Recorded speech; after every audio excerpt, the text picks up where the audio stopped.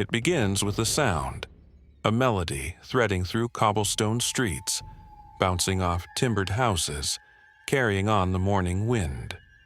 A stranger in a coat of brilliant colors, eyes sharp, a distant smile, deliberate steps.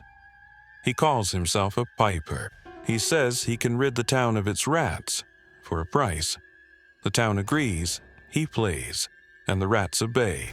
They pour from cellars and sewers, from pantries and wells, until the streets themselves seem alive.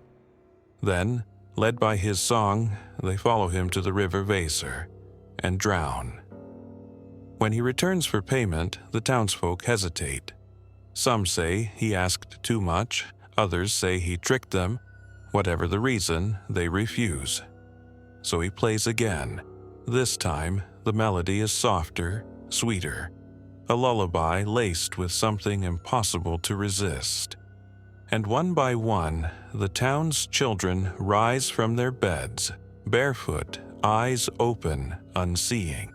130 of them follow the man in the many-colored coat.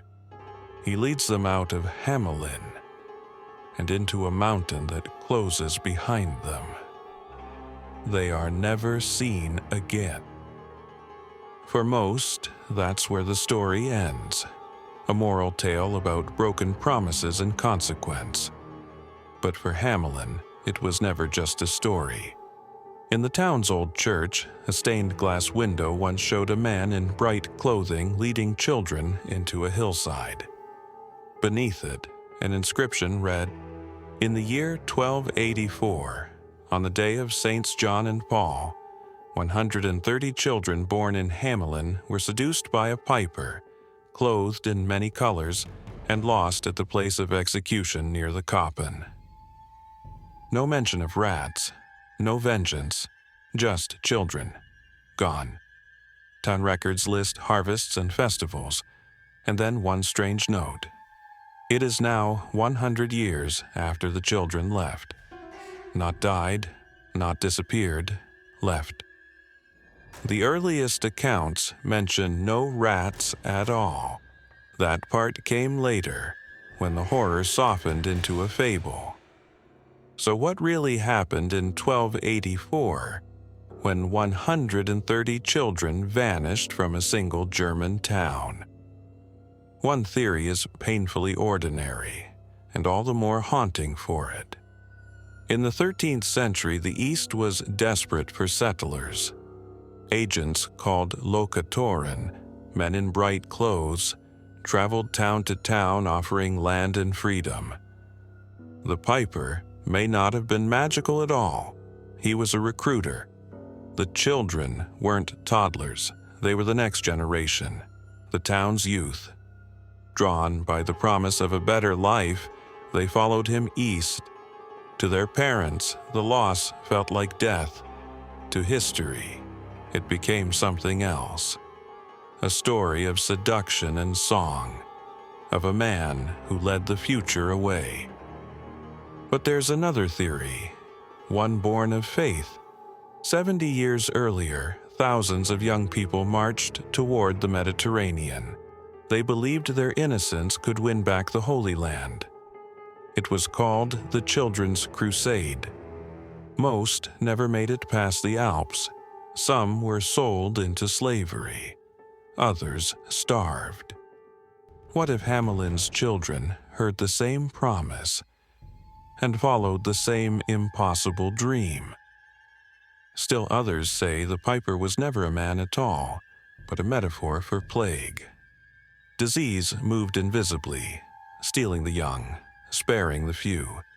Medieval minds gave it a face. They imagined death as a musician, a rhythm no one could resist. In Strasbourg, centuries later, hundreds danced themselves to death. The world had seen it before, the music of madness, the dance of death. There is still a street in Hamelin called Bungelosenstrasse, the street without drums. No music is ever played there. No parades, no songs. It is said to be the very path the children took. At its end stands a small archway in the rock, the Pied Piper's door. Step closer, and you can see the faint carving of a man with a flute.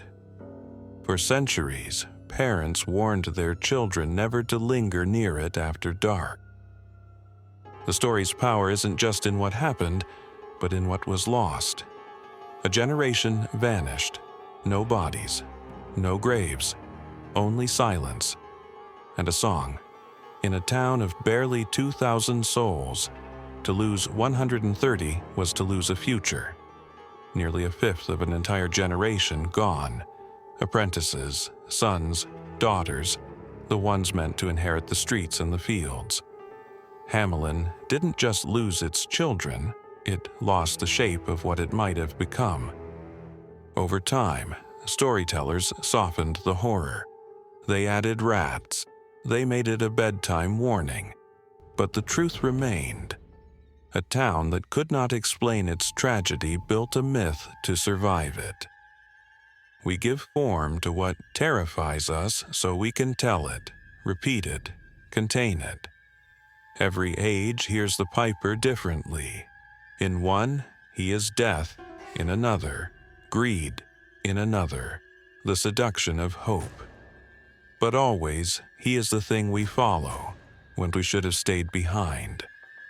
So, what really happened to the children of Hamelin?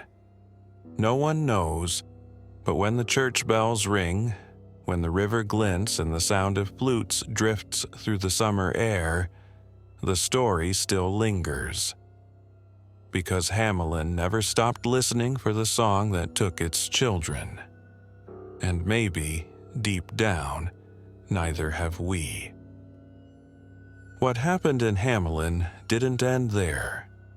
Because just decades before the piper's song led one town's children away, another voice, just as persuasive, just as fatal, called to thousands across Europe.